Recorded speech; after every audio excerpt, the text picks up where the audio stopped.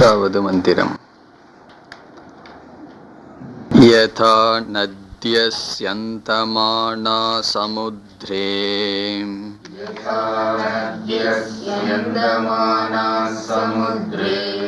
அஸ்தம் கச்சந்தி நாமரூபே விஹாய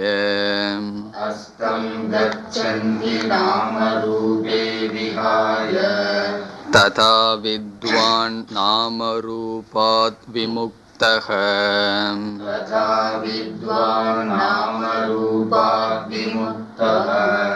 பராத் பரம் புருஷம் உபைதி திவ்யம்.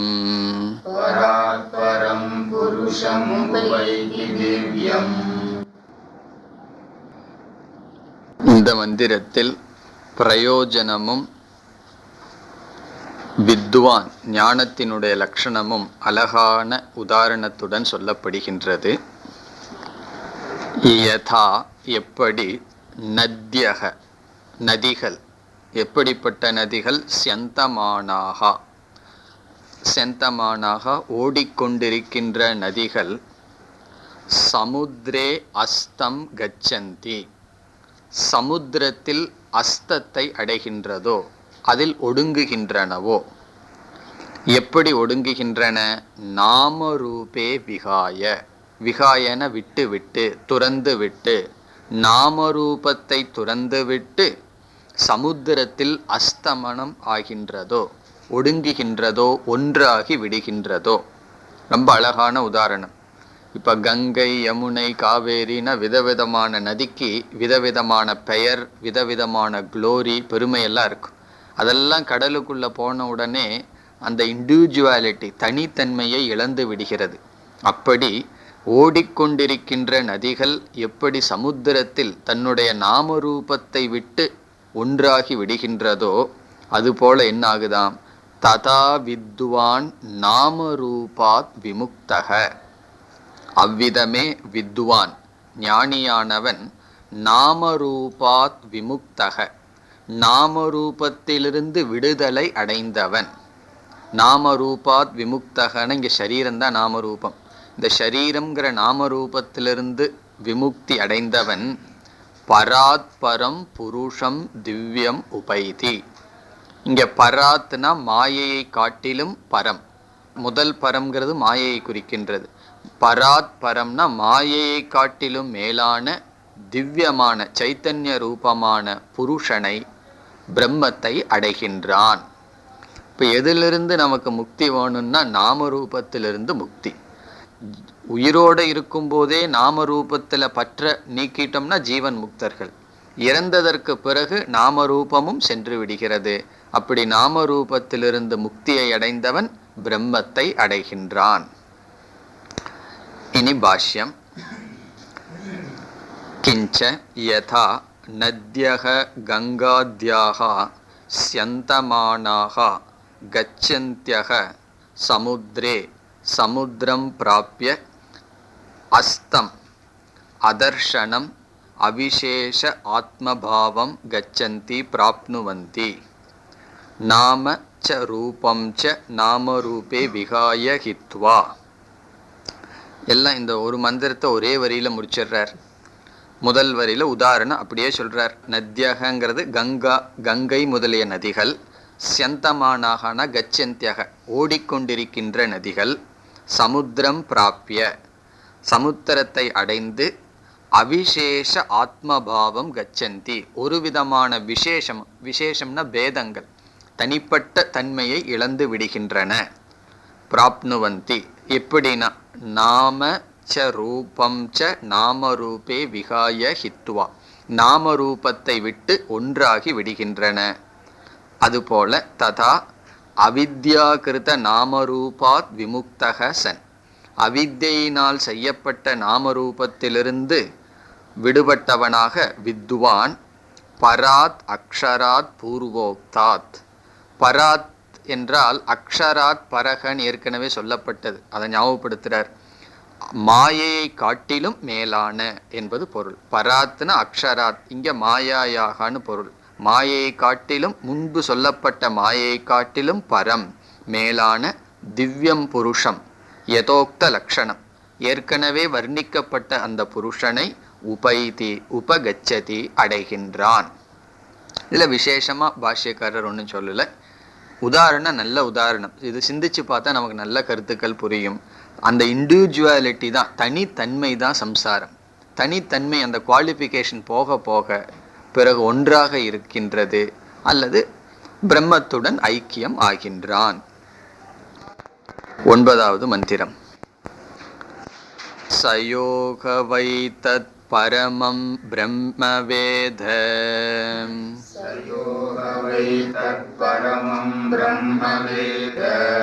பிரம்மைவ பவதி நாஸ்யா பிரம்மவித் குலே பவதி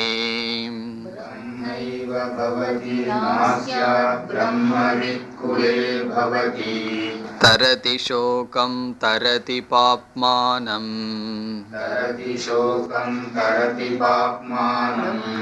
குஹா கிரந்திப்யோ விமுக்தோ மிருதோ பவதி.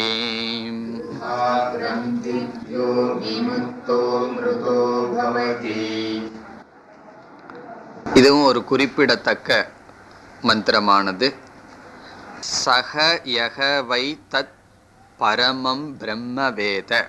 சகன அவன், யக யக தத் பரமம் பிரம்மவேத அந்த மேலான பிரம்மத்தை அறிகின்றானோ. யார் அந்த மேலான பிரம்மத்தை அறிகின்றானோ, சக பிரம்ம ஏவ பவதி அவன் பிரம்மனாகவே ஆகின்றான். இப்போ பிரம்மவேத பிரம்மைவ பவதி, பிரம்மத்தை அறிபவன் பிரம்மன் ஆகின்றான். இந்த இடத்துல கடைசி துவைதம் என்னன்னா திருப்புட்டி. அறிபவன், அறியப்படும் பொருள், அறியும் கருவி, அது நீக்கப்படுகிறது. பிரம்மத்தை அறிபவன் பிரம்மத்திலிருந்து வேறு அல்ல. திருஷ்ய விவேகத்தில் வேறா சொல்லுவோம். அறிபவன் அறியப்படும் பொருளிலிருந்து வேறு திருஷ்ய விவேகத்தில். இங்கே அதுக்கு ஆப்போசிட்டாக சொல்லியிருக்கு. பிரம்மத்தை அறிபவன் பிரம்மனே ஆகிறான்னு சொல்லியிருக்கு. ஆகவே பிரம்மத்தை அறிபவன் பிரம்மத்தை அறிபவனாக நிற்பதில்லை, பிரம்மனாகவே ஆகின்றான். இது ஞானத்தினுடைய பலம். பிரம்மத்தை தெரிஞ்சிட்டா பிரம்மன் ஆகிறான். காரணம் என்னன்னா, இது எப்போ சம்பவிக்கும்னா, இவனே பிரம்மனா இருந்து அஞ்ஞானத்தினால தெரியாம இருந்தா அந்த ஞானத்தினால் பிரம்மனாகின்றான். பிறகு பலஸ்ருதி இதற்கு பிறகு வருகின்றது. அஸ்ய அப்ரம்மவித் குலே ந பவதி. இவனுடைய குலத்தில் அப்ரம்மவித், அஸ்ய குலே அப்படின்னு அர்த்தம். இந்த ஞானியினுடைய குலத்தில் பிரம்மத்தை தெரியாதவர்கள் இருக்க மாட்டார்கள். இந்த இடத்துல குலம்னு சொன்னா சிஷ்யர்கள் குலம்னு அர்த்தம். குடும்பத்தினுடைய இது குலத்துல கிடையாது.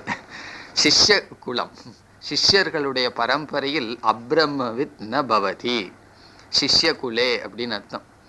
அப்ரம்மவித்னா பிரம்மத்தை தெரியாதவர்கள், அஸ்ய குலே ந பவதி அப்படின்னு என்ன, இவனுக்கு பிரம்ம ஞானம் இருந்து ஒரு தகுதியான சிஷ்யன் வந்தா அவனுக்கு ஞானத்தை அடையாம போறதை தவிர வேற வழி கிடையாது. அனன்ய புரோக்தே கதிரத்திர நாஸ்தின்னு கட்டோபனிஷத்தில் சொல்லியிருக்கு. ஒரு சரியான டீச்சர் சரியான ஸ்டூடெண்ட்ஸ் பக்கத்தில் சேர்ந்தாங்கன்னா அவங்க ஞானத்தை புரிஞ்சுக்காம போறதுக்கு வேற வழி இல்லையா. என்ன கஷ்டப்பட்டாலும் புரிஞ்சுக்காம போக முடியாதான். அப்படி இப்படிப்பட்ட ஞானியினுடைய குலத்தில் பிரம்மத்தை தெரியாதவர்கள் இருக்க மாட்டார்கள். இனி 2வது வரியில் இதெல்லாம் நல்ல பலம். அடுத்த வரியில் என்ன பலம்? தரதி சோகம் தரதி பாப்மானம், சோகத்தை கடக்கின்றான். தரதி பாப்மானம், எல்லா பாபத்தையும் கடந்து விடுகின்றான். பாபத்துக்கெல்லாம் நம்ம அர்த்தம் பார்த்தோம். பாபம், புண்ணியம், அஜ்ஞானம் இதெல்லாம் கடக்கிறானா. குஹா கிரந்திப்யக விமுக்தக சன். குஹா கிரந்திங்கிறது இங்க சம்சாரம், ஆசை. ஹிருதய கிரந்தியிலிருந்து, முடிச்சிலிருந்து விமுக்தக விடுபட்டவனாக அமிர்தக பவதி, அவன் எப்பொழுதும் அமிர்த ரூபமாக இருக்கின்றான். இந்த 2 மந்திரமும் மனப்பாடம் பண்ண வேண்டிய மந்திரம். யதா நத்யகங்கிறதும் சயோக வைதத் பரமம் பிரம்மங்கிறது ரொம்ப முக்கியமான மந்திரம். சோகத்தை கடக்கின்றான், பாபத்தை கடக்கின்றான். குஹா கிரந்தி, ஹிருதய முடிச்சிலிருந்து விடுபட்டவனாக அமிர்தத்துவத்தை அடைகின்றான். இனி பாஷ்யம். நனு ஸ்ரேயசி அநேகே விக்னாஹ பிரசித்தாஹ அதக க்லேஷானாம் அந்யதமேன அந்யேனவா தேவாதினாச்ச விக்னிதக பிரம்மவிதபி அந்யாம் கதிம் மிருதக கச்சதி ந பிரம்மைவ. இப்போ இங்கே என்ன அவதாரிக்கா கொடுக்குறாருன்னு சொன்னால், ஒருத்தனுக்கு தடைகள் எப்பொழுது வேண்டுமானாலும் வரலாம். நல்லதுக்கு பலவிதமான தடைகள் வருங்கிறது பிரசித்தமாக இருக்குது. நல்ல காரியம் பண்ணோம்னா தான் தடை வரும், தப்பான காரியம் பண்ணோம்னா எல்லாம் உற்சாகப்படுத்துவார்கள். இப்போ நல்ல காரியத்துக்கு தடை வரும்.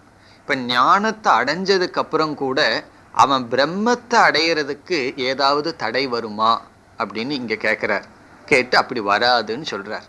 ஞானத்தை அடையிறதுக்கு தடைகள் வரலாம், ஞானத்தை அடைஞ்சதுக்கு அப்புறம் பிரம்மத்தை அடைவதற்கு ஒரு தடையும் வராது அப்படிங்கிறதான் அறிமுகமாக படுத்துறார். நனு ஸ்ரேயசி அநேகே விக்னாகா பிரசித்தாக. சங்கராச்சாரியார் காலத்திலேயே அது இருந்திருக்கு.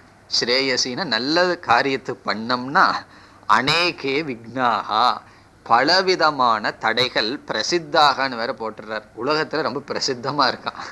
நல்லதுக்குத்தான் தடைகள் ரொம்ப வரும் அப்படிங்கிறது ரொம்ப பிரசித்தம். எப்படி சத்தியம் பிரசித்தம்னு சொன்னாரோ அப்படி ஸ்ரேயசின நல்ல காரியத்துக்கு அநேகமான விக்னங்கள் தடைகள் பிரசித்தம்.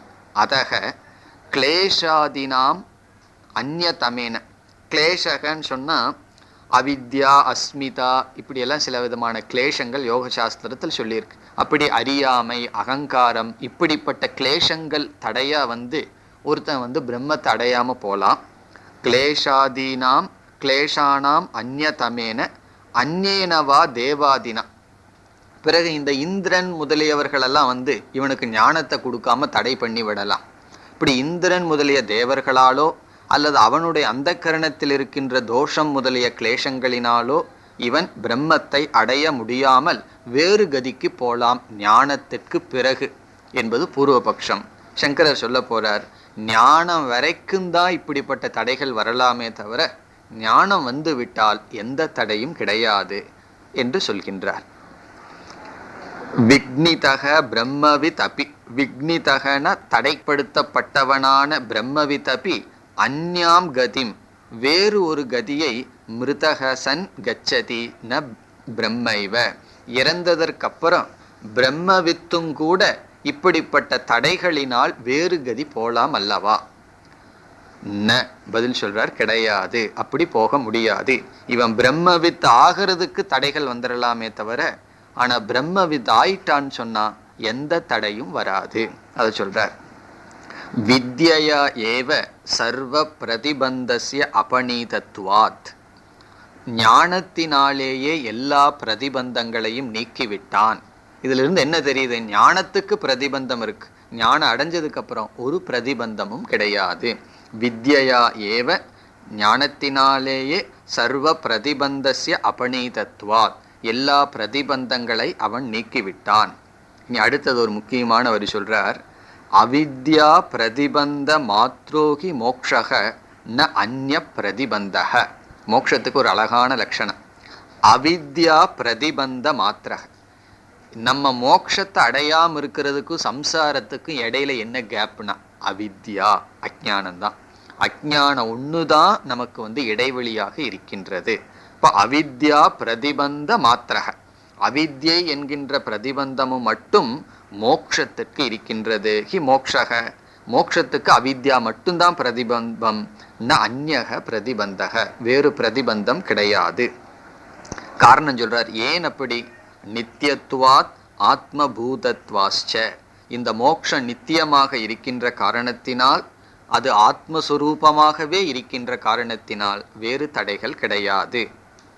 அதனால என்ன சொல்றார்? தஸ்மாத், ஆகவே சக யஹ் கஷ்சித் வை லோகே. இனி மந்திரத்துக்கு வர்றார், மூலத்துக்கு விளக்கம் கொடுக்கிறார். ஆகவே சக எவன், யக யகன கஷ்சித் எந்த ஒருவன், வை லோகே கஷ்சித் ஹ வை லோகே. இந்த வை ஹங்கிறதெல்லாம் பிரசித்தம் லோகத்தில். தத் பரமம் பிரம்ம வேத, அந்த பிரம்மத்தை அறிகின்றானோ. எப்படியா? சாக்ஷாத் அகமேவ அஸ்மி இதி ந அந்யாம் கதிம் கச்சதி. நானே அந்த பிரம்மனாக இருக்கின்றேன் என்று அறிகிறானோ அவன் அந்யாம் கதிம் ந கச்சதி, வேறு கதியை அடைவதில்லை. பிறகு எந்த கதியை அடைகிறானா? பிரம்மத்தையே அடைகின்றான். பிரம்மத்தை அறிபவன் பிரம்மத்தையே அடைகின்றான், வேறு கதியை அடைவதில்லை. பிறகு வேறொரு உபனிஷத்துல தேவர்களாலும் இவனுக்கு தடை வைக்க முடியாதுன்னு சொல்லியிருக்கு. அதுக்கு என்ன காரணம்னா, இவன் ஞானத்தை அடைஞ்சதுக்கு அப்புறம் இவனே தேவன் ஆயிடுறானா. அந்த இந்திரன் சந்திரன் இப்படிப்பட்ட தேவர்களுடைய சொரூபமா இவனே ஆயிடுறானா. அதனால தேவர்களுடைய ஆத்மாவாக இவனே ஆன காரணத்தினால் தேவர்களாலும் கூட இவனுக்கு பிரதிபந்தத்தை கொடுக்க முடியாது, இவனுடைய மோட்சத்தை யாரும் தடை சொல்ல முடியாது. அந்த கருத்துக்கு வர்றார். தேவைஹி அபி தஸ்ய பிரம்ம பிராப்திம் பிரதி விக்னக ந சக்கியதே கர்த்தும். இதுவும் ஒரு முக்கியமான கருத்து. நமக்கு ஒரு பயம் இருந்துகிட்டே இருக்கும், நமக்கு யாராவது தடை வந்துருமா, நம்ம மோட்சம் பறி போயிருமா அப்படிங்கிற ஒரு பயம் மனசுக்குள்ளே இருக்கும். அதை நீக்கிறார் கடைசியில். ஒரு முறை ஞானத்தை அடைஞ்சு நிஷ்டை அடைஞ்சிட்டோம்னா அந்த பறி போயிருங்கிற கேள்வியே கிடையாது. தேவைகி அப்பி தேவர்களினாலும் கூட தஸ்ய பிரம்ம பிராப்திம் பிரதி பிரம்மத்தை அடைகின்ற விஷயத்தில் விக்னக கர்த்தும் ந சக்கியதே. விக்னகன தடை செய்ய முடியாது, விக்னத்தை செய்யும் அவர்களுக்கும் கூட சக்தி இல்லை. அதுக்கு என்ன காரணம்? ஆத்மாஹி ஏஷாம் சகபவதி. அவன் தேவர்களுடைய ஆத்மாவாகி விடுகின்றான். இப்ப இந்திரன் தன்னைத்தானே அழிச்சுக்குவானா என்ன? முடியாது. அதே போல இந்திரன் முதலிய எல்லா தேவர்களுடைய ஆத்மாவாகவே இவன் ஆகி விடுகின்ற காரணத்தினால் தேவர்களாலும் இவனுக்கு தடை வராது. அதனால என்ன முடிவுன்னா, தஸ்மாத் பிரம்ம வித்வான் பிரம்மைவ பவதி. ஆகவே பிரம்மஸ்வரூபமாக இருக்கின்ற வித்வான் அல்லது பிரம்ம வித்வான், பிரம்மத்தை அறிகின்றவன் பிரம்மைவ பவதி, பிரம்மனாகவே ஆகி விடுகின்றான். பிரம்மத்தை அறிபவன் பிரம்மத்தை தான் ஆகிறானே தவிர வேறு விதமான கதியை அவன் அடைவதில்லை. இதுவும் பிருகதாரண்யத்துல ரொம்ப விளக்கமா சொல்லப்பட்டிருக்கு. எந்த தேவர்களாலும் இவனுக்கு விக்னத்தை கொடுக்க முடியாது. அங்க என்ன நிர்ணயிக்கப்படுதுன்னு சொன்னா, இந்த வித்தியைக்காக தேவர்கள் எல்லாம் அவனுக்கு தொந்தரவு கொடுக்கலாம், ஞானத்தை அடையாம பண்றதுக்கு என்ன வேணாலும் கஷ்டத்தை கொடுக்கலாம். ஆனா ஞானத்தை அடைஞ்சிட்டோம்னா மோட்சத்திற்கு எந்த தடையும் கிடையாது. இதுல இருந்து பிராக்டிக்கலா நம்ம என்ன புரிஞ்சுக்கிறோம்னு சொன்னா, மனசுக்குள்ள ஒரு விதமான பயம் நம்மை விட்டு போயிடணும். என்ன பயம்னா, எனக்கு மோட்சம் கிடைக்காம ஏதாவது ஒரு தடை வந்துருமா? அந்த பயம் கிடையாது. காரணம் என்ன? ஞானத்தை அடைஞ்சிட்டோம்னா மோட்சத்தை நம்மிடம் இருந்து பிரிக்கிறதுக்கு யாருக்குமே சக்தி கிடையாது. இனி கிஞ்ச ந அஸ்ய விதுஷக அப்ரம்மவித் குலே பவதி. அஸ்ய விதுஷக, இந்த ஞானிக்கு, ஞானியினுடைய குலத்தில் அப்ரம்மவித் ந பவதி, பிரம்மத்தை தெரியாதவர்கள் இருக்க மாட்டார்கள். இது சங்கரர் ரொம்ப சீரியஸாக எடுத்துட்டு ஒன்றும் சொல்றது இல்லை. டிப்பணிக்காரர் தான் சொல்றாரு, சிஷ்ய வம்சே அப்படின்னு சொல்றார். சிஷ்யர்களுடைய வம்சத்தில் தெரியாதவர்கள் இருக்க மாட்டார்கள். இனி கிஞ்ச தரதி சோகம், சோகத்தை கடக்கின்றான். இங்க சோகத்துக்கு ஒரு லட்சணம் கொடுக்கிறார். சோகம்னா என்னன்னா, அநேக இஷ்ட வைகல்ய நிமித்தம் மானசம் சந்தாபம் ஜீவன்னேவ அதிக்ராந்தோ பவதி. சோகத்துக்கு ஒரு நல்ல லட்சணம் என்ன? சோகம்னா என்னன்னா, அநேக இஷ்ட விதவிதமான விருப்பப்பட்ட வைகல்ய நிமித்தம், அது நம்மை விட்டு சென்று விட்டதே, நாம விரும்பிய பொருள் நம்மை விட்டு சென்று விட்டதே அல்லது நாசத்தை அடைந்து விட்டதே என்கின்ற மானசம் சந்தாபம், மனதில் இருக்கின்ற ஒரு விதமான சந்தாபம்னு ஒரு விதமான பெயின், ஒரு விதமான கஷ்டம், அதுதான் சோகம்னு சொல்றார். வைகல்யம்னா விகலம், நம்ம விரும்பின ஒரு பொருள் நஷ்டம் அடைஞ்சிடுதே என்ற மனதில் இருக்கின்ற சந்தாபம் சோகம். அதை கடக்கின்றான். எப்பொழுதுனா ஜீவன் நேவ, இது ரொம்ப முக்கியம், உயிரோடு இருக்கும் பொழுதே அதை கடக்கின்றான். அதிக்ராந்தோ பவதி. இனி தரதி பாப்மானம் தர்மா தர்மாக்கியம். பாபம்ங்கிறதுக்கு அர்த்தம் சொல்றார், தர்ம அதர்மம் முதலிய பாபத்தை கடக்கின்றான். அப்ப பாபத்துக்கு கொடுக்கிற லட்சணம் தர்மம் தான். தர்மமும் பாபம்ங்கிறார் இந்த இடத்துல, அதர்மத்தையும் பாபன்றார். அதர்மமும் தர்மத்தையும் கடந்து விடுகின்றான். அந்யத்ர தர்மாத் அந்யத்ர அதர்மாத்னு கேள்வி கேட்கப்பட்டது போல. இனி குஹா கிரந்திப்யக ஹிருதய அவித்யா கிரந்திப்யக விமுக்தக சன் அமிர்தக பவதி இத்யுக்தமேவ வித்யதே ஹிருதய கிரந்திஹி இத்தியாதி. இனி கடைசி சொல்லுகிறார், ஹிருதய கிரந்திபியக, ஹிருதய அவித்யா கிரந்திபியக விமுக்தக. அது ஏற்கனவே வித்யதே ஹிருதய கிரந்தி, அதை ஞாபகப்படுத்தி சொல்றார். குஹா கிரந்தின்னு சொன்னா ஹிருதயத்தில் இருக்கின்ற முடிச்சு, அது என்னன்னா அவித்யா கிரந்தி. அவித்யான்னு சொன்னா இந்த இடத்துல ஆசை, மனதில் இருக்கின்ற ஆசை. விமுக்தக சன், அதிலிருந்து விடுபட்டவனாக அமிர்தக பவதி, அவன் அமிர்தத்துவத்தை அடைகின்றான். இது உக்தமேவ, இந்த கருத்து ஏற்கனவே சொல்லப்பட்டது. எங்கு சொல்லப்பட்டதுன்னா வித்யதே ஹிருதய கிரந்திஹி, ஹிருதய கிரந்தியானது வித்யதே என்றால் அருந்து விடுகிறது என்று சொல்லப்பட்டதே இங்கு மீண்டும் சொல்லப்படுகிறது. அப்படி உபனிஷத்துல இந்த கடைசி 2 மந்திரங்கள் 8, 9 மிக முக்கியமான மந்திரம். இதுல ஒவ்வொரு சொல்லுலையும் ஆழ்ந்த கருத்துக்கள் இருக்கின்றது. இந்த சம்சாரம் சோகத்தை தான் நீக்கின்றது, பிறகு பாபத்தையும் நீக்குகின்றது. பிரம்மத்தை அறிபவன் பிரம்மமாகவே இருக்கின்றான். அதுலேயும் பாஷ்யத்தில் ரொம்ப அழகா சொல்லிட்டார், நம்முடைய மோட்சத்துக்கு யாரும் தடையாக இருக்க முடியாது என்று சொல்லி இதோடு உபனிஷத்தினுடைய முக்கியமான உபதேசம் முடிவடைகின்றது. இனி கடைசி 2 மந்திரத்தில் சில விரதங்களை சொல்லி, இந்த முண்டகோபனிஷத் படிக்கிறதுக்கு என்னென்ன விரதங்கள் இருக்க வேண்டும் என்பதை சொல்லி உபனிஷத் முடிவுரை செய்கின்றது. 10வது மந்திரம். ததேதத் ரிச்சாப்யுக்தம் கிரியாவந்தः ஸ்ரோத்ரியா பிரம்மனிஷ்டாः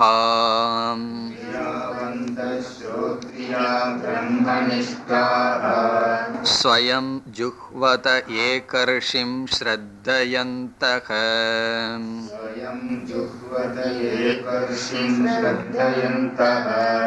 தேஷாமேவைதாம் பிரம்ம வித்யாம் வதேத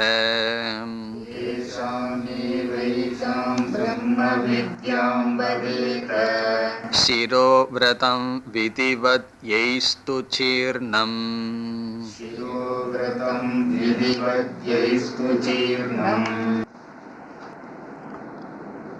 ததேதத் ரிச்சா அப்யுக்தம்.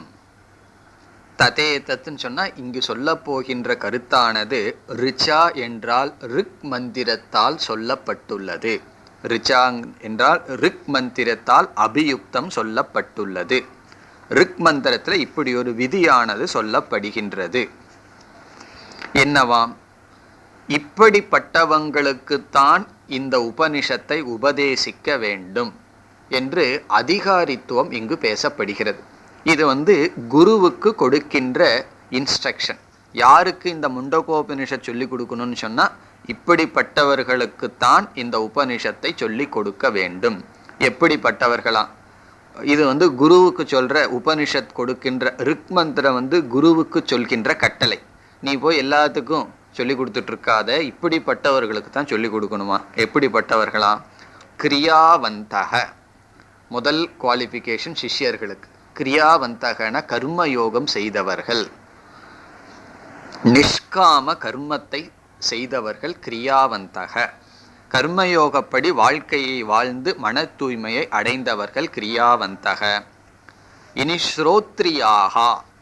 ஸ்ரோத்ரியாகா என்றால் சாஸ்திரத்தை படித்தவர்கள், கொஞ்சம் வேத அத்தியனம் எல்லாம் படித்தவர்கள், கல்ச்சர்டு பர்சன் அர்த்தம். இந்த இடத்துல ஸ்ரோத்ரியாகான்னு சொன்னா ஒரு ஒழுக்கமான மனிதர்கள் அப்படின்னு அர்த்தம். ஸ்ரோத்ரியாகா well cultured, well informed person சொல்லி, கல்ச்சர்டு பர்சன் ஸ்ரோத்ரியாகா. இப்படிப்பட்டவர்களுக்கு தான் சொல்லிக் கொடுக்கணுமா?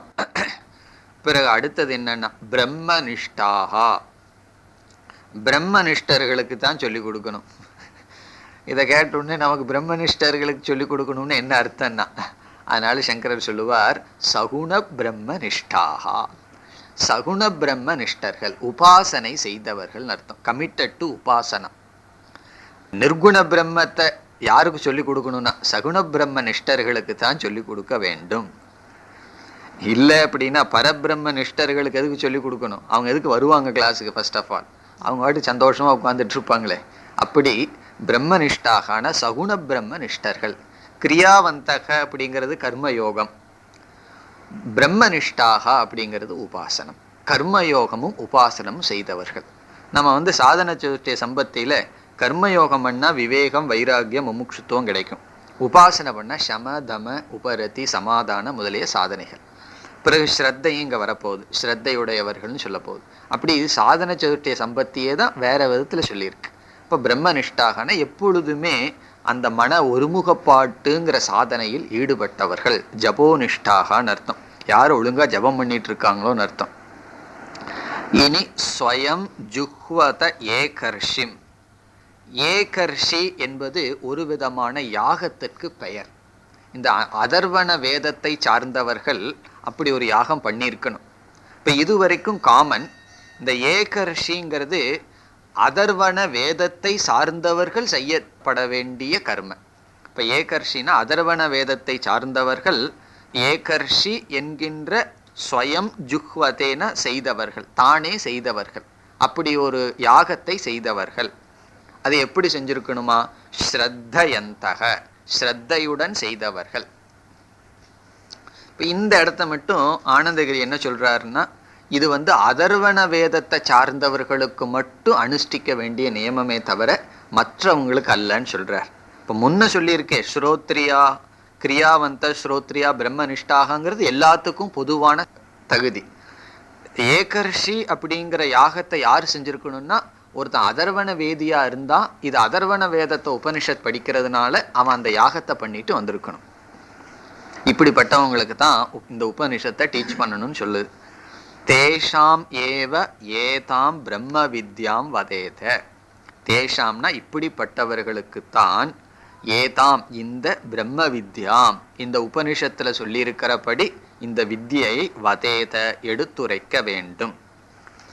பிறகு இனியொரு விரதமும் சொல்லப்பட்டிருக்கு. அந்த விரதம் என்னன்னு சொன்னா சிரோவிரதம் அப்படின்னு பேர். சிரோவிரதம்னு சொன்னா தலை மேல ஒரு சட்டியை வச்சு அதுக்குள்ள ஒரு அக்னியை போட்டு தலையில வச்சு அது ஒரு சிலதெல்லாம் சுத்தி எல்லாம் சில ஒரு விதமான யாகம் இருக்கு. அதுக்கு பேர் சிரோவிரதம். அதான் முண்டக்க விரதம்னு சொல்லி பேர். அதான் இங்க சொல்லப்படுது சிரோவிரதம். சிரசில அக்னியை வைக்கிற விரதம். இதையும் கொஞ்சம் கவனமா புரிஞ்சுக்கணும். ஒரு பானையை வச்சு அக்னியை வச்சு தலையில வச்சுட்டு ஒரு சுத்திட்டு வந்தா என்ன ஆகிறது? அதுக்கு மேல ஏதாவது துணியெல்லாம் வச்சு சிரோவிரதம். விதிவத் சாஸ்திரம் சொன்னபடி, எய்கி எவர்களால், சீர்ணம், சீர்ணம்னா கிருத்தம் செய்யப்பட்டதுன்னு அர்த்தம். விதிப்படி தலையில அக்னியை வச்சு செய்கின்ற யாகமானது அதர்வண வேதிகளால் முறைப்படி யாரால் செய்யப்பட்டதோ, சீர்ணம்னா செய்யப்பட்டது, விதிவத்னா முறைப்படி எவர்களால் செய்யப்பட்டதோ. அப்புறம் மீண்டும் முதல் வரிக்கு போகணும். அவர்களுக்குத்தான் இந்த உபனிஷத்தை சொல்லி கொடுக்க வேண்டும். இல்லைன்னா என்ன சொல்லுவார்கள், அதர்வண வேதத்துல ஒருத்தன் பிறந்து அதர்வண வேதியா இருந்து இந்த சிரோவிரதம் செய்யலின்னு சொன்னா அவன் முண்டகோபனிஷத் படிக்கக்கூடாது. அவன் வேற ஏதாவது உபனிஷத் படிக்கலாமா? கடோபனிஷத்தாவது படிச்சுக்கணும். முண்டகோபனிஷத் படிச்சு மோட்சத்தை அடையக்கூடாது. காரணம் என்ன? அதுக்கு தகுதி கிடையாது. முண்டகோபனிஷத் படிக்கணும்னு சொன்னா வேற வேதத்துல ஒருத்தன் பிறந்திருந்தான்னா கிரியாவந்த ஸ்ரோத்ரிய பிரம்மனிஷ்டம்னா இருக்கலாம். ஆனா அதர்வண வேதத்துல ஒருத்தன் பிறந்துட்டு இந்த யாகம் பண்ணாம முண்டகோபனிஷத் கிளாஸுக்கு வரக்கூடாது. ஒரு கோயம்புத்தூர் கோர்ஸ் நினைக்கிறேன், ஃபர்ஸ்ட் கோர்ஸை இப்போவோ எடுக்கும்போது முண்டகோபனிஷத்து எடுக்கும்போது ஃபர்ஸ்ட் சாமிஜி சொன்னாங்களாம், முடி எடுத்துட்டு தான் முண்டகம் பண்ணிட்டு அந்த வைராக்கியத்துக்காக இந்த உபனிஷத் படிக்கிறதுன்னு. அதுக்கு அடுத்த கிளாஸ்ல 30-40 பேர் ஷேவ் பண்ணிட்டு வந்துட்டாங்களாம் கிளாஸுக்கு. நிஜமாலுமே முடி எடுத்துட்டு படிக்கணும்னு சொன்ன உடனே ஸ்ரத்தையுடன் அடுத்த கிளாஸுக்கு வரும்போது தாடி மீஸ் எல்லாத்தையும் விட்டுட்டு வந்துட்டாங்களாம். அப்படி அது ஒரு விரதம். அதை நம்ம சீரியஸாக எடுத்துக்கணும். அந்த ஸ்ரத்தையுடன் சாஸ்திரம் என்ன சொல்லியிருக்கோ அதுக்கு ஏதாவது ஒரு அபூர்வம் இருக்கு, அதை சங்கரர் சொல்ல போறார். அப்படி ஏதாவது ஒரு சாஸ்திரத்துல சிலதெல்லாம் சொல்லியிருக்குன்னா அதை அப்படியே ஒழுங்கா கேட்டுட்டு செஞ்சோம்னா அந்த ஞானம் பலனை கொடுக்கறதுக்கு சாமர்த்தியம் இருக்கு அப்படின்னு சொல்றார். இப்போ பிரம்ம வித்யாம் வதேத. இனி பாஷ்யம். அத இதானிம் பிரம்ம வித்யா சம்பிரதான விதி உபப்பிரதர்ஷனேன உபசம்ஹாரக கிரியதே. உபனிஷத் இப்போ கன்க்ளூஷன் செய்ய போகின்றது, முடிவுரை செய்கிறதாம். உபசம்ஹாரக கிரியத்தேன முடிவுரை செய்யப்படுகிறது. உபனிஷதா உபனிஷத்தினால். எப்படின்னா அத இதானீம். அத இதானீம்னா முடிவுரை வருதுங்கிறத காட்டுறார். எப்படின்னா பிரம்ம வித்யா சம்பிரதான விதி. சம்பிரதானம்னு சொன்னா எடுத்து வழங்குதல். பிரம்ம வித்யா சம்பிரதான விதின்னு சொன்னா இந்த பிரம்ம வித்யாவை எடுத்து வழங்குவதற்கான விதியானது சொல்லி உபனிஷத் முடிவுரை செய்கிறது. பிரம்ம வித்யா சம்பிரதான விதி உபபிரதர்ஷனேன எடுத்து காட்டுவதன் மூலமாக, உபபிரதர்ஷனம்னா எடுத்து காட்டுவது, பிரம்ம வித்யாவை யாருக்கு எடுத்து கொடுக்க வேண்டும் என்கின்ற நியமத்தை எடுத்து காட்டுவதன் மூலம் உபனிஷத் முடிவுரையை செய்ய இருக்கின்றது. இனி மந்திரத்துக்கு வர்றார். ததேதத் வித்யா சம்பிரதான விதானம் ரிச்சா மந்திரேன அபியுக்தம் அபிப்பிரகாசிதம். ததேதத், ததேதத்னா இங்கு சொல்ல போகின்ற கருத்தானது வித்யா சம்பிரதான விதானம், இந்த வித்தியை எடுத்து கொடுக்கின்ற விதானம் முறையானது ரிச்சா மந்திரேன ரிக் மந்திரத்தினால் அபியுக்தம் அபிப்பிரகாசிதம் என்றால் எடுத்து காட்டப்பட்டுள்ளது. ரிக் மந்திரத்தினால் இது எடுத்து காட்டப்பட்டுள்ளது. என்னென்னவா? கிரியாவந்தக யதோ நைமித்திக கர்மங்களை நிஷ்காமமாக செய்தவர்கள் கிரியாவந்தக. இந்த ஒரு வார்த்தை முழு கர்மயோகத்தை காட்டுகின்றது. கர்மயோகம் செய்தவர்கள். ஸ்ரோத்ரியாக பிரம்மனிஷ்டாக அபரஸ்மின் பிரம்மணி அபியுக்தாக பரபிரம்ம புபுத்சவக. ஸ்ரோத்ரியாகங்கிறதுக்கு அர்த்தம் சொல்ல, இந்த இடத்துல ஸ்ரோத்ரியாகனா வேத அத்தியனம் செய்தவர்கள்னு அர்த்தம் எடுத்துக்கலாம், அல்லது நம்ம கல்ச்சர்டு பர்சன் ஒரு அர்த்தம் எடுத்துக்கணும், ஒரு பண்பாடுடைய மனிதன். பிரம்மனிஷ்டாக அதுக்கு அர்த்தம் சொல்றார் அபரஸ்மின் பிரம்மணி அபியுக்தாக. அபரஸ்மின் பிரம்மணினா அபரபிரம்ம சகுண பிரம்மத்திடம் அபியுக்தாகனா மனதை வைத்தவர்கள். அது மட்டுமல்ல பரபிரம்ம புபுத்சவக. ரொம்ப பேர் அபரபிரம்மத்தில் புத்தி இருக்கும், அதாவது எப்போ பார்த்தாலும் ஜபம் பண்ணுறது தியானம் பண்ணணும்னு பண்ணிட்டு இருப்பார்கள். ஆனால் பரபிரம்ம நிர்குண பிரம்மன்னு வாயெடுத்தோம் வேதாந்த கிளாஸ்னா தூரமாக ஓடி விடுவார்கள். அப்படியும் அல்ல, பரபிரம்ம புபுத்சவக போத்தும் இச்சவக, பரபிரம்மத்தை தெரிய விரும்புபவர்கள். அபரபிரம்மத்தில் சகுண பிரம்மத்தில் இஷ்ட தேவதாவில் தன்னுடைய மனசை செலுத்தியவர்கள், பிறகு பரபிரம்மத்தை தெரிந்து கொள்ள விரும்புபவர்கள். அதுதான் பிரம்மனிஷ்டாகா. இனி அடுத்த சொல் ஸ்வயம் ஜுஹ்வத ஏகர்ஷிம். அதுக்கு வர்றார். ஸ்வயம் ஏகர்ஷிம் ஏகர்ஷி நாமானம் அக்னிம் ஜுஹ்வதே ஜுஹ்வதி ஸ்ரத்தயந்தக ஸ்ரத்ததானாகா சந்தக. இந்த ஏகர்ஷி அப்படிங்கிறது ஒரு யாகத்துக்கு பெயர். அந்த இப்படிப்பட்ட பெயரை உடைய யாகத்தை அவர்களை செய்தவர்கள். அதுதான் ஸ்வயம்னா தானே, ஏகர்ஷிம் என்றால் ஏகர்ஷி நாமானம், ஏகர்ஷி என்ற நாமானம் அந்த பெயரை உடைய அக்னி, அக்னின யாகம், ஜுஹ்வதே ஜுஹ்வதி ஸ்ரத்தயந்தகன ஸ்ரத்ததானாகா ஸ்ரத்தையுடன் செய்தவர்கள். இவர்களுக்கு தான் இதை சொல்லணும்னு சொல்லப்படுது. ஏ தேஷாம் ஏவ சம்ஸ்கிருதாத்மனாம் பாத்திரபூதானாம். இவர்களெல்லாம் யாருன்னு சொன்னா சம்ஸ்கிருத ஆத்மா அப்படிங்கிற. சம்ஸ்கிருத ஆத்மான்னு என்ன? கிருத்தம்னா செய்யப்பட்டது, சம்ஸ்கிருதம்னா தூய்மையாக்கப்பட்ட, தூய்மையாக்கப்பட்ட ஜீவர்கள். அதுக்கு இனி ஒரு அழகான வார்த்தை பாத்திரபூதானாம். இவர்கள் தான் பாத்திரம்னு சொல்றார்.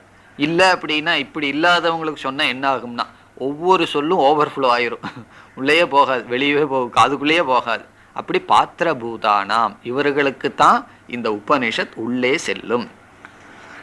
ஏதாம் ஏதாம் பிரம்ம வித்யாம், ஏதாம்னா இந்த பிரம்ம வித்யாம் வதேத ப்ரூயாத் சொல்ல வேண்டும், உபதேசிக்க வேண்டும்.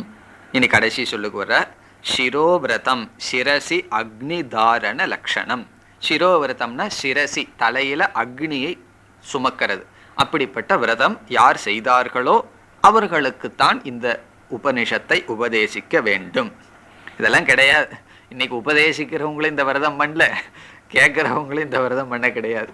இதெல்லாம் சாஸ்திரத்தில் அந்த ஒரு யாகம் சொல்லி இருக்குது. இதில் முக்கியம் என்னன்னா ஸ்ரோத்ரியா பிரம்மனிஷ்டா கிரியாவந்தக. அதுதான் ரொம்ப முக்கியம். கர்மயோகம் உபாசனை பண்ணியிருக்கிறது தான் ரொம்ப முக்கியம்.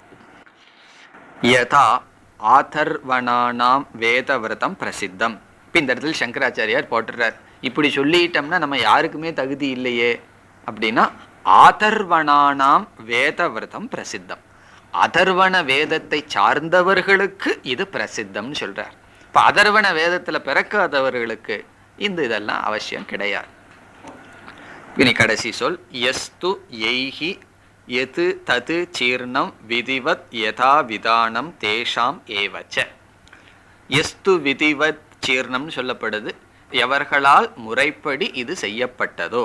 எஸ்து எய்ஹி தது சீர்ணம், சீர்ணம்னா செய்யப்பட்டது, இந்த யாகம் செய்யப்பட்டது. விதிவத் யதா விதானம், பிறகு அதை எப்படி மறுபடியும் கனெக்ட் பண்ணிக்கணும்னா தேஷாமேவ பிரம்ம வித்யாம் வதேத, அவர்களுக்குத்தான் இந்த பிரம்ம வித்யானது சொல்லப்பட வேண்டும். இதோட உபனிஷத் முடிவடைகிறது. இனி கடைசியில இந்த டயலாக் எல்லாம் முடிஞ்சு உபனிஷத்தை சர்டிபிகேட் கொடுக்குது.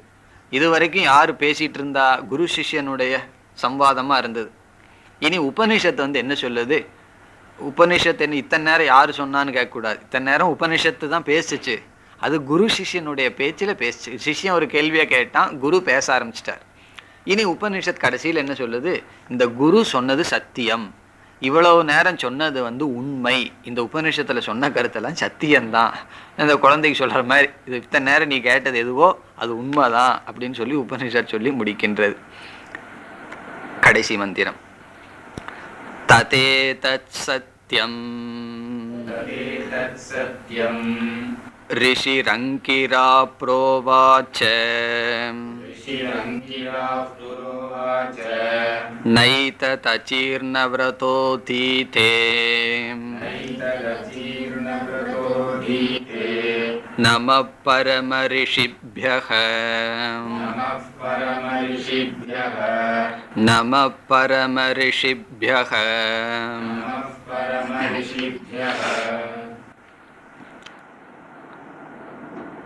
பிரம்மா தேவானாம் என்பது உபனிஷத்தினுடைய வாக்கியம். கஸ்மின்னு பகவோ விஜ்ஞாதேங்கிறது சிஷ்யனுடைய வாக்கியம்.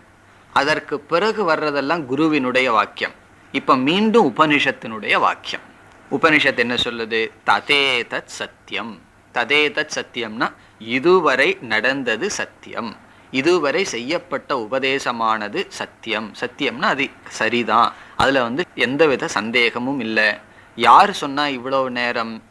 ரிஷிகி அங்கிராகா புரா உவாச்ச. ரிஷியான அங்கிர் என்பவர் புராவாச்ச முன் கூறியது.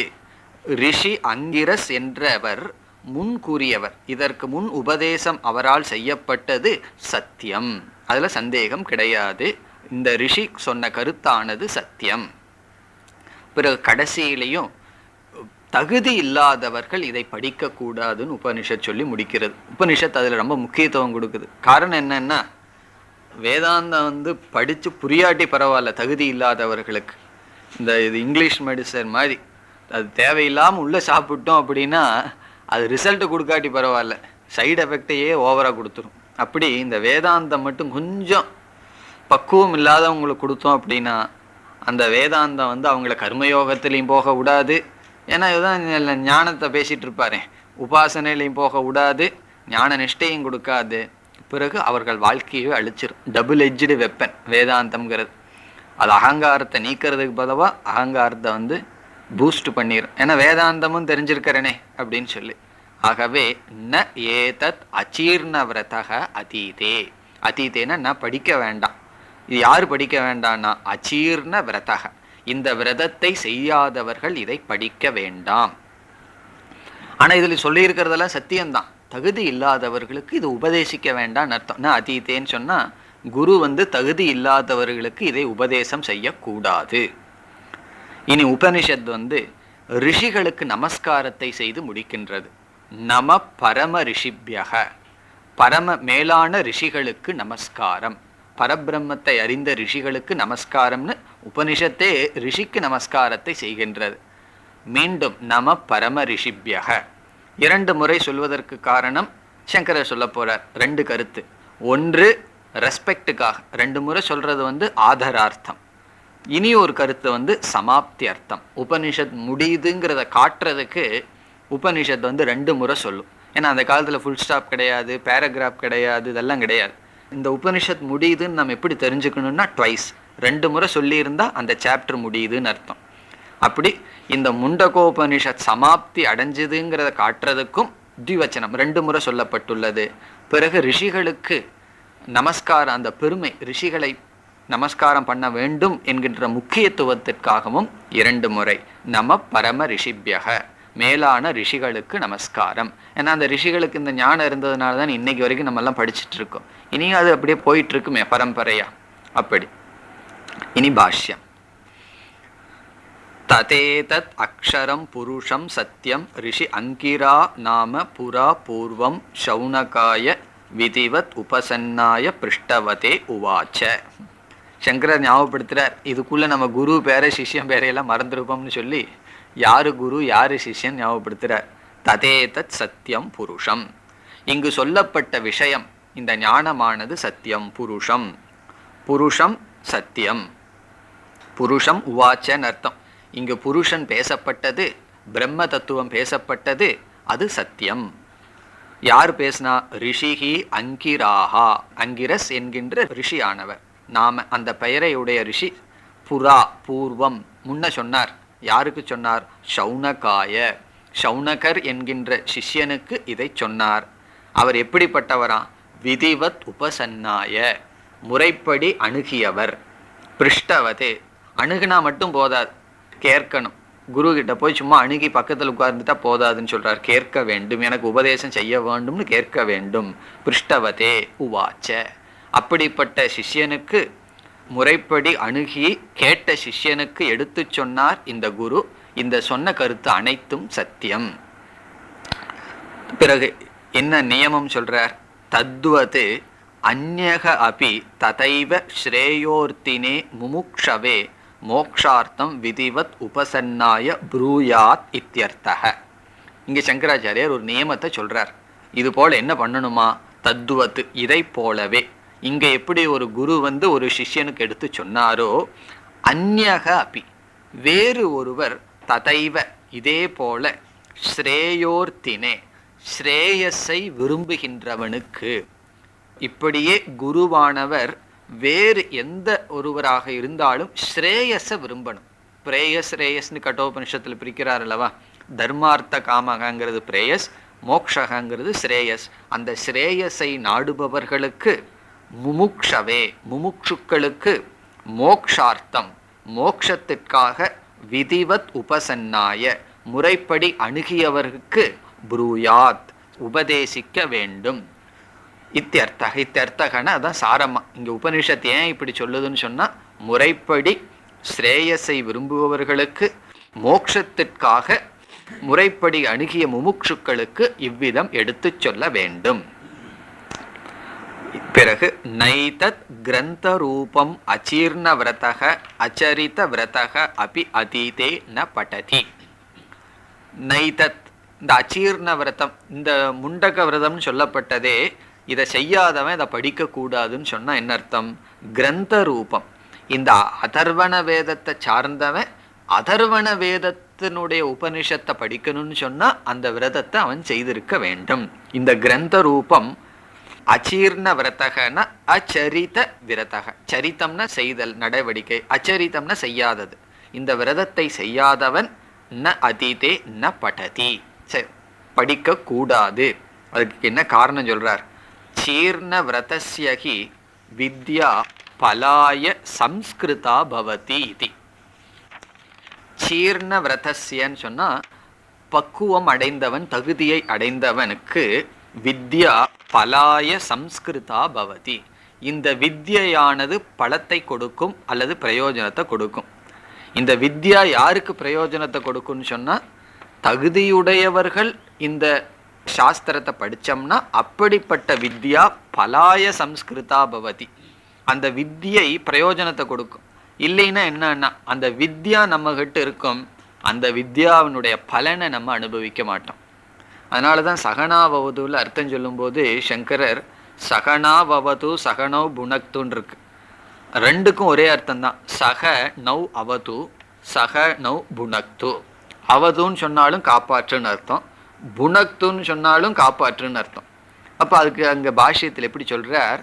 அவது அப்படின்னு சொன்னா, இப்போ ஒருத்தன் வந்து கடவுள்கிட்ட போய் கடவுளே என்னை காப்பாத்துன்னு சொன்னா, கடவுள் யோசிப்பார் இவனை எதிலிருந்து காப்பாற்றணும்னு சொல்லி. ரொம்ப ஏழையா போறான்னா பணத்தை கொடுத்து காப்பாற்றணும்னு அர்த்தம்.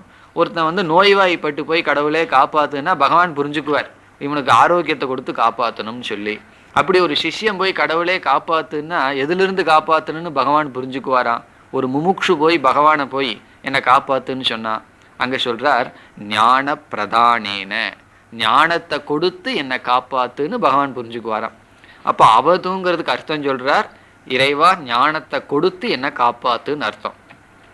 பிறகு புணத்துன்னா என்னன்னா ஞான பலனை கொடுத்து காப்பாத்துன்னா.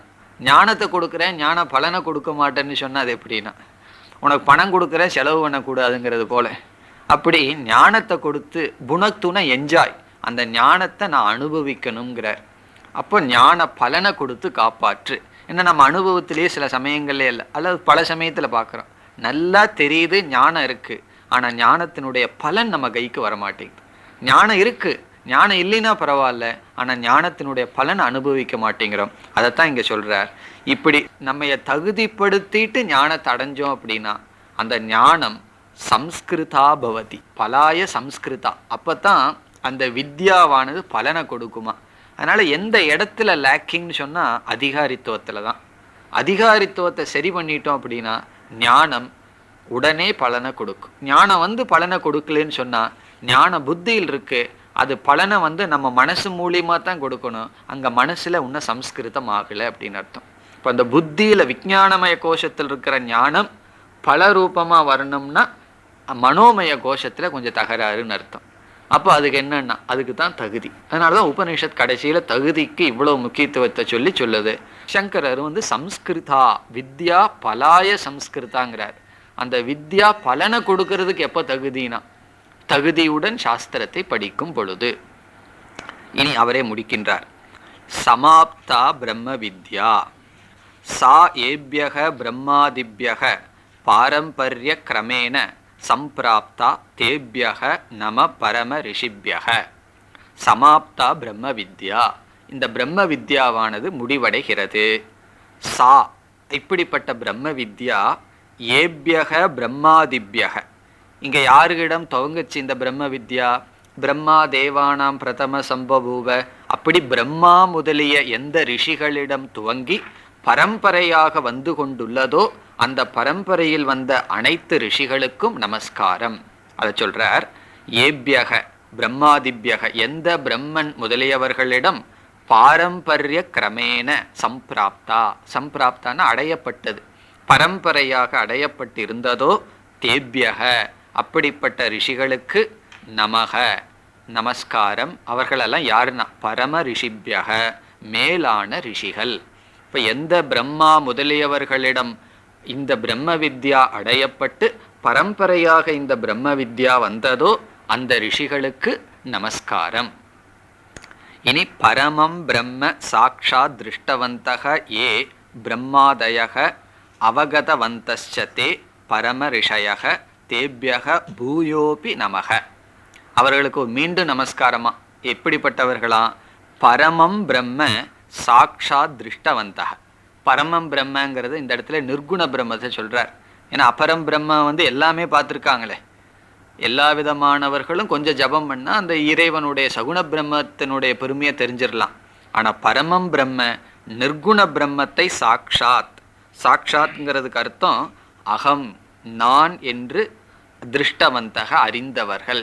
ஏன்னா அந்த பிரம்மத்தை ஒரு விஷயமா பார்க்காம தானாக அறிந்தவர்கள் யாருன்னா ஏ பிரம்மாதயக பிரம்ம முதலியவர்கள், அவகதவந்தக அறிந்தவர்கள், தே பரம ரிஷிபியக அப்படிப்பட்ட மேலான ரிஷி. பரம ரிஷிபியகன்னு சொன்னால் பரமமான பிரம்மத்தை அறிந்த ரிஷிகள், அவர்களுக்கு தேபியக பூயக அபி நமக. பூயக அபி நமகன்னு சொல்றார். உபநிஷத் 2 முறை சொல்லியிருக்கே, நம பரம ரிஷிபியக நம பரம ரிஷிபியக. எகெயின் மீண்டும் அவர்களுக்கு நமஸ்காரம். பிறகு எதற்கு 2 முறை சொல்லணும் அதை சொல்றார். த்விஹி வச்சனம் அத்தியந்த ஆதரார்த்தம். த்விஹி அப்படின்னா ட்வைஸ்ன்னு அர்த்தம், இருமுறை. த்விஹி த்விர்வச்சனம் இருமுறை சொல்லப்படுவது ஆதரார்த்தம். ஆதரார்த்தம்னா ரெஸ்பெக்ட், மரியாதைக்காக. ஆதரம் சொன்னால் ஆதரகன்னு சொன்னால் மரியாதை. ஆதரார்த்தம்னா அந்த ரிஷிகளுக்கு மரியாதை செலுத்துவதற்காக 2 முறை சொல்லப்படுகிறது. பிறகு இனி ஒரு காரணம் என்னன்னா முண்டக சமாப்தியர்த்தம் ச, இந்த முண்டக உபனிஷத்தினுடைய முடிவை காட்டுவதற்கும் த்விவச்சனம். த்விவச்சனம்னா 2 முறை சொல்வது. இதோடு உபனிஷத் முடிவடைகிறது. சம்பிரதாயத்தில் என்ன செய்வார்கள், உபனிஷத்தை முடிச்சுட்டா மீண்டும் முதல் மந்திரத்தை படிக்கணும். அது காரணம் என்ன தெரியுமோ, படிச்சுட்டே இருக்கணும்னு அர்த்தம். நிஷ்டையாகிற வரைக்கும் படிக்கணும். அதனால் நம்மளும் முதல் மந்திரத்தை படித்து சாந்தி மந்திரத்தை கூறி முடிக்கலாம். பிரம்மா தேவானாம் பிரதம சம்பபூவ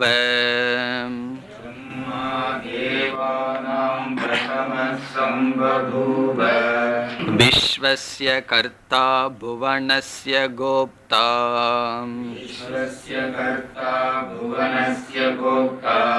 ச பிரம்ம வித்யாம் சர்வ வித்யா பிரதிஷ்டாம்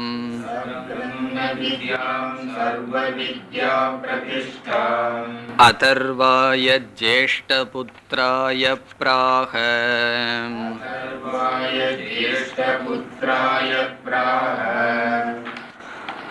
भद्रं कर्णेभिः शृणुयाम देवाः भद्रं पश्येमाक्षभिर्यजत्राः स्थिरैरङ्गैस्तुष्टुवागुंसस्तनूभिः व्यशेम देवहितं यदायुः स्वस्ति न इन्द्रो वृद्धश्रवाः स्वस्ति नः पूषा विश्ववेदाः स्वस्ति नस्तार्क्ष्यो अरिष्टनेमिः स्वस्ति नो बृहस्पतिर्दधातु ॐ शान्ति शान्ति शान्तिः। ॐ पूर्णमदः पूर्णमिदं पूर्णात् पूर्णमुदच्यते पूर्णस्य पूर्णमादाय पूर्णमेवावशिष्यते। ॐ शान्ति शान्ति शान्तिः।